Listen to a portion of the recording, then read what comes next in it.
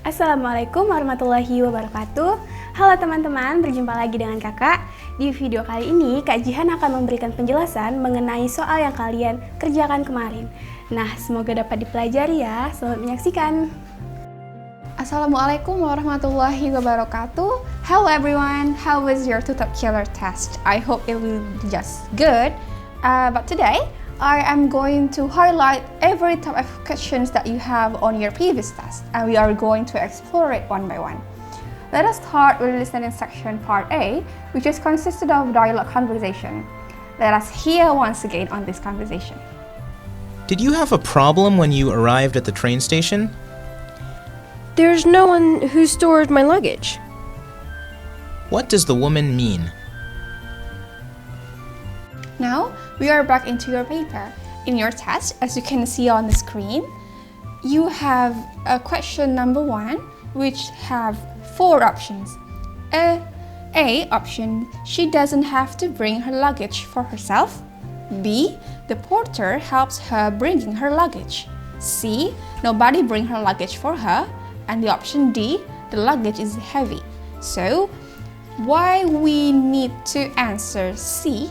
Because you have listened to the woman say, there is no one who store my luggage. It means that the only possible answer is the option C, because which is consisted of negative sentence also, nobody bring her luggage for her. Because you have heard no in the conversation, it means that you have trying to make some no too in your answer. Okay, now we are moving on to the next part. Listening section part B, long conversation. We are going to listen to this conversation once again. Listen to a conversation between two people. Hello. Hi, Edward. This is Bella. Oh, hi, Bella. Nice to hear from you. What's up? Well, I called to let you know when my last day of school is here at Ivy College, and I wanted to ask you if I could take you up on the offer to take me to the airport that day to catch my flight home. I'd be happy to help you out if I can, but what are your travel plans? Well, my last exam is on June the 13th. My plane leaves at 11 o'clock that night. I guess I should leave here sometime around 9 or so if I could. Let's see, what day of the week is that? It's Friday the 13th. I hope you're not superstitious. What do you mean? Well, some people think it's bad luck to do anything important on Friday the 13th, like driving around with a car and things like that. Oh, I don't pay any attention to superstitions. Let me look at my calendar. I'll be flying back from a conference in Chicago early that evening. I should be able to come and get you, but I might not be able to make it until a little after 9 o'clock, depending on when my plane arrives. It might be closer to 9:30. Will that be too late? Nope, that should be all right. I think my flight does leave pretty late, and the airport isn't that far from here. If you come here at around 9:30, I'll also have time to go out for dinner with some friends and finish my packing without feeling too rushed. Okay. By the way, how much stuff do you have? Should I bring my car or should I borrow my dad's van? It would probably be easier to fit everything into a van. Your car is pretty small. Do you think your dad would mind lending you his van, though? I don't think so. He doesn't use it much anymore. We only need it once in a while for doing things like, well, helping friends, move stuff around. Great. Thanks a lot, Edward. I'll see you Friday evening. Right. See you then. Bye. Why does Edward think he might be a little late? Okay, now after you listen to the conversation, let us take a look on your paper. It is on number 8, as you can see on the screen. Then, the correct answer is C, because in your number 8, the option A is saying he is having dinner with some friends that evening. Option B, he will driving his father's van instead of his car. And C, he will be flying in from Chicago earlier that evening. And the last option is he always drives more slowly on Friday the 13th. So the correct answer is C. Why? Because in the conversation, the narrator was asking about why does Edward think that he might be a little late. It means that you have note into the it might be a little late. Means you have to try and you have to focus in lines that talking about late. Edward also said, will that be too late? And it was related into Chicago. So it means that you can answer, the correct answer is C. Next, we are moving on into the lecture. This will be quite long, so you need to be concentrated. Let's listen to the lecture once again. Listen to the talk of the speaker. I'm glad to see that so many of you have turned out for the cross-country running team. Before we start our first practice, though, there are some things I want you to know. Running long distances is not an easy undertaking. You are going to need mouthfuls of training to gradually build up your stamina and strength for this sport. This is going to mean demanding workouts for 3 hours a day in all kinds of weather. We will be working out every morning before school and after school on a Saturday morning as well, when we don't have a race. Sunday will be our day of rest, but I will recommend that you do some light weightlifting and muscle workouts on your own on Sunday too, so you don't lose any muscle tone. Most of our races will take place on Saturday mornings. That means that we'll sometimes be traveling long distances by bus on Friday nights to get to where the races take place. We'll often get back home on Saturday nights. So, if you don't want to give up your weekend social life for a while, the cross-country running team is not for you. I hope you're still interested in being a member of the team after hearing about some of the sacrifices you'll have to make. I felt that it was important for you to know what I will be expecting of you. If you're still as interested in running as I am, then let's get started. What's the purpose of this talk? The question is about the main topic of the lecture.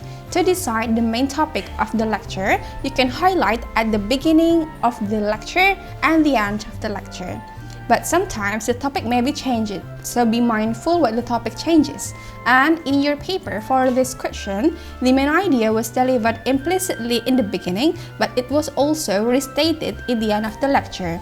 As you can hear, the speaker said, after hearing about some of the sacrifices you'll have to make, means that words spoken above are about describing sacrifices. In your paper, you will see the number 9. There are 4 options of this question. The first option is about to explain the rewards of long-distance running. B. To raise some funds for a sports event. C. To describe the sacrifice necessary to be on the running team. And the last option is about to discuss the first day on team practice. I'm sure that all of you have listened about this conversation as it mostly spoke about long-distance running.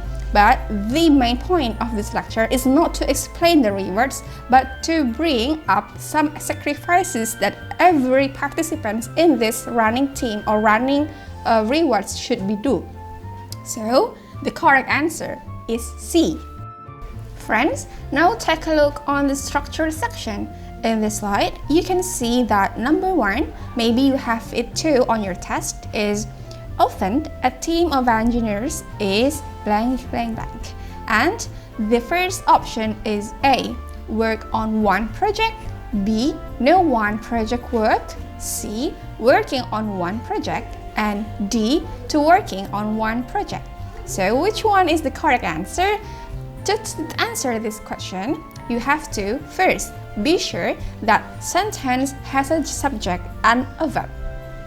See, in this question, a team of engineers is being a subject and a verb after that is missing. You can see the blank space after that, right? So the answer should be a form of a verb.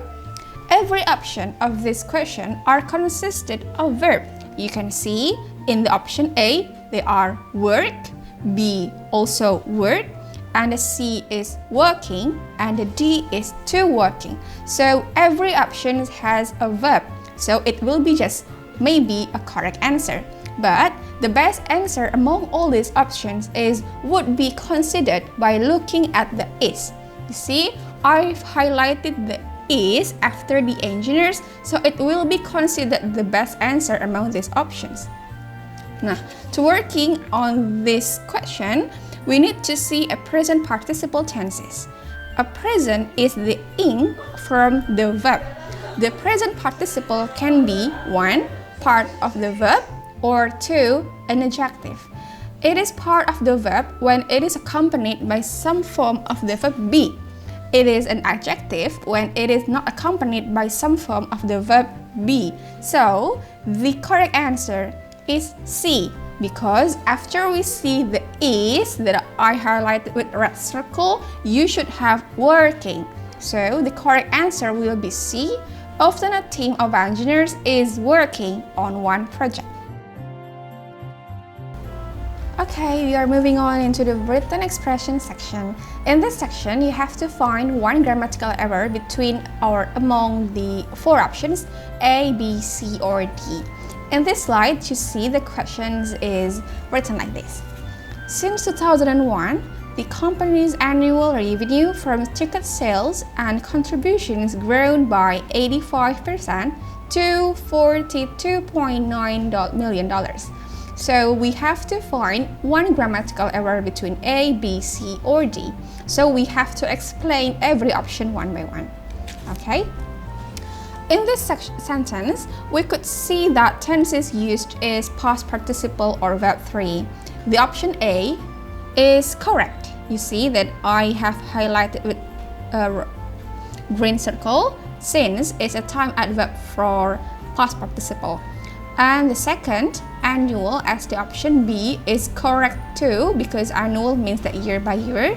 And the option C, from, is not, don't have any problem. So I highlight this one with a green circle. But the problems happen in option D, that say ground by 85%. So the past participle verb ground has been used without an auxiliary verb. It should have an auxiliary verb after the ground or before the ground. So you can consider adding one auxiliary verb that could be have ground, or you can using the part simple instead. So it means that the correct answer is D. Please note that what you need to find in this section is one grammatical error. So please be noted, or please be pay your attention much in this section, because you have to find only one grammatical error. Friends, now we are moving on to the last part, reading comprehension. The one thing that you should note is you need to read this carefully. These are 2 questions that we are going to explore. The first question I've taken from your test is, the main point of the passage is that the 18th and 19th centuries were at a time when A. The European textile industry increased its demand for American export products. B. Mechanization of spinning and weaving dramatically changed the textile industry. C. Cotton became a profitable crop but was still time-consuming to process. D. Cotton became the most important American export product. And I also take this question number 7 on your test. The word search in line 17 is closest in meaning to A. Sharp increase, B. Sudden stop, C. Important change, D. Excess amount. We are moving on to the next slide to answer the number 1 of the question. The main point of the passage is that the 18th and 19th centuries were a time when, and you have 4 options here. Now you could see that the question is asking about the main point, so you could see on the first sentence and the last one. After that, you can compare between those 2 sentences. Okay, I have highlighted the first sentence by blue color and the end of the passage with a cream or yellow color. So I've read this one. By far the most important United States export product in the 18th and 19th centuries was cotton. And the end of the passage say that mostly in the eastern half of the United States, west of the Appalachian Mountains and east of the Mississippi River. Now, we can compare between the first line and the end of the line. It means that maybe the main point of the passage is talking most important United States export product, not about the eastern half of United States and whatsoever. So you could see on the first sentence is look at the main point. So the answer is D. Cotton become the most important American export product. Okay, now we are going to ask the number 7 of the question. The word search in line 17 is closest in meaning to A. Sharp increase, B. Sudden stop, C. Important change, D. Excess amount. The correct answer is A. There are two alternative things that you may have.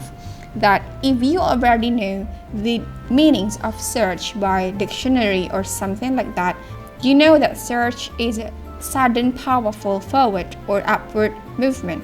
In case you don't know, this is the tips that you have to do. Point the words improve and hide. You can see that search in line 17. Line 17 is the line that I've highlighted with green color. The search word has been underlined. Then you could see the words improved and high. It is indirectly related into increase, so the correct answer is A. As I told you before, that when we are going to find a closest meaning, we have to find out some words that may be related into this word.